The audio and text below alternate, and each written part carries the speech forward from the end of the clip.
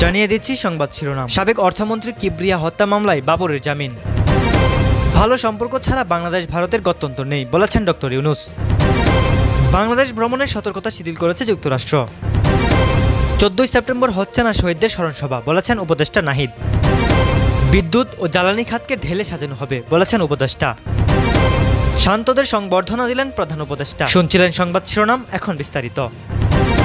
সাবেক অর্থমন্ত্রী কিবরিয়া হত্যা মামলায় বাবরের জামিন। সাবেক অর্থমন্ত্রী কিবরিয়া হত্যা মামলায় সাবেক স্বরাষ্ট্র প্রতিমন্ত্রী লুৎফুজ্জামান বাবরকে জামিন দিয়েছে আদালত। বুধবার 11 সেপ্টেম্বর সিলেটে দ্রুত বিচার ট্রাইব্যুনালের বিচারক স্বপন কুমার সরকার এই আদেশ দিয়েছেন। 2005 সালে 27 জানুয়ারি হবিগঞ্জ সদর উপজেলার বৈদ্যের বাজারে এক জনসভায় গ্রেনেড হামলায় সাবেক অর্থমন্ত্রী কিবরিয়া নিহত হয়েছিলেন। এই ঘটনায় সাবেক স্বরাষ্ট্র প্রতিমন্ত্রী লুৎফুজ্জামান বাবর, সিলেট সিটির সাবেক মেয়র আরিফুল হক চৌধুরী সহ বিএনপির বেশ কয়েকজন কেন্দ্রীয় নেতার নামে মামলা করা হয়। এই মামলায় আদালতে হাজির হন আরিফুল হক চৌধুরী। মামলার অন্যতম আসামি বাবর ঢাকায় কারাগারে বন্দী থাকায় আদালতে হাজির করা হয়নি। পরে আদালতের বিচারক বাবরের জামিন মঞ্জুর করেন। ভালো সম্পর্ক ছাড়া বাংলাদেশ ভারতের গত্যন্তর নেই বলেছেন ডক্টর ইউনূস। ভারত আমাদের প্রতিবেশী, আমাদের একমাত্র প্রতিবেশীও বলা যায়, কারণ চারদিক থেকেই ভারত আমাদের কাছে। কাজেই তার সাথে আমাদের সবচেয়ে ভালো সম্পর্ক হওয়া উচিত এবং হবে। এছাড়া আমাদের গত্যন্তর নাই, তাদেরও কোনো গত্যন্তর নাই। দুদেশের মধ্যে বৈরী সম্পর্ক রেখে কেউ লাভবান হবে না। আমাদের সর্বাত্মক চেষ্টা হবে সবচেয়ে সুসম্পর্ক বজায় রাখা, বন্ধুত্বের শীর্ষ পর্যায়ে নিয়ে যাওয়া, এটাই আমাদের উদ্যোগ। সম্প্রতি জার্মানির সংবাদ মাধ্যম ডয়েচে ভেলেকে দেওয়া এক সাক্ষাৎকারে অন্তর্বর্তীকালীন সরকারের প্রধান উপদেষ্টা ডক্টর মোহাম্মদ ইউনূস এই কথা বলেছেন। বাংলাদেশ ভ্রমণের সতর্কতা শিথিল করেছে যুক্তরাষ্ট্র। গত 5ই আগস্ট ছাত্র জনতার গণ অভ্যুত্থানের পর পরিস্থিতি বিবেচনায় বাংলাদেশ ভ্রমণের ক্ষেত্রে মার্কিন নাগরিকদের বিশেষভাবে সতর্ক করেছিল যুক্তরাষ্ট্র। তবে সেই সতর্কতায় শিথিলতা এসেছে। লেভেল 4 এর সতর্কতা কমিয়ে লেভেল 3-তে নামিয়ে আনা হয়েছে। যুক্তরাষ্ট্রের পররাষ্ট্র দপ্তরের ওয়েবসাইটে এই সংক্রান্ত নির্দেশনা দেওয়া হয়। বৃহস্পতিবার 12 সেপ্টেম্বর ঢাকায় মার্কিন দূতাবাসের ফেসবুক পেজেও নির্দেশনাটি শেয়ার করা হয়েছে।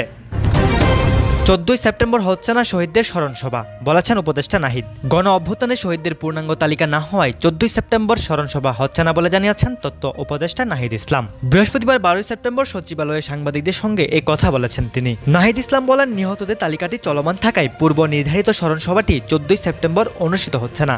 এখন পর্যন্ত 728 জন শহীদকে তালিকাভুক্ত করেছে স্বাস্থ্য অধিদপ্তর। আহত হয়েছে 20,263 জন। চূড়ান্ত তালিকা আসার পর স্মরণসভার তারিখ ঠিক করা হবে।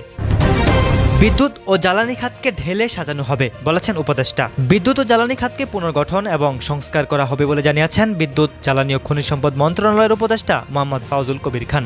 এছাড়া সড়ক, সেতু ও রেল খাত সংশ্লিষ্ট বিভিন্ন সংস্থা বা কোম্পানি পুনর্গঠন ও সংস্কার করা হচ্ছে বলেও জানিয়েছেন তিনি বলেন, বাংলাদেশ ছাত্র জনতা বিগত সরকারের দুর্নীতি, অন্যায়, অবিচার ও বৈষম্যে অতিষ্ঠ হয়ে নতুন বাংলাদেশ গড়ার স্বপ্ন নিয়ে জীবনের বিনিময়ে এই অন্তর্বর্তীকালীন সরকার গঠন করেছে। দেশের মানুষ বৈষম্যহীন নতুন বাংলাদেশ দেখতে চায়। আমরা তাদের এই স্বপ্ন পূরণে সবসময় কাজ করে যাব। এজন্য বিদ্যুৎ, জ্বালানি, সড়ক, সেতু এবং রেলখাত সংশ্লিষ্ট বিভিন্ন সংস্থা বা কোম্পানি পুনর্গঠন ও সংস্কার করা হচ্ছে। শান্তদের সংবর্ধনা দিলেন প্রধান উপদেষ্টা। টেস্টে প্রথমবারের মতো পাকিস্তানকে হোয়াইটওয়াশ করা বাংলাদেশ জাতীয় ক্রিকেট দলকে সংবর্ধনা জানালেন অন্তর্বর্তীকালীন সরকারের প্রধান উপদেষ্টা ডক্টর মোহাম্মদ ইউনূস। বৃহস্পতিবার 12 সেপ্টেম্বর ঢাকার তেজগাঁওয়ে তার অফিসে টাইগারদের সাম্প্রতিক সাফল্যের স্বীকৃতিস্বরূপ এই সংবর্ধনা দেওয়া হয়েছে। ডক্টর ইউনূস এই জয়কে ঐতিহাসিক বলে উল্লেখ করেন এবং বলেন, গোটা জাতি এই অর্জনে গর্বিত। ক্রিকেটারদের উদ্দেশ্যে তিনি বলেন, জয়ের পর আমি অধিনায়কের সাথে কথা বলেছিলাম, কিন্তু ব্যক্তিগতভাবে আপনাদের সবাইকে অভিনন্দন জানানোর জন্য আমি অধীর আগ্রহে অপেক্ষা করছিলাম।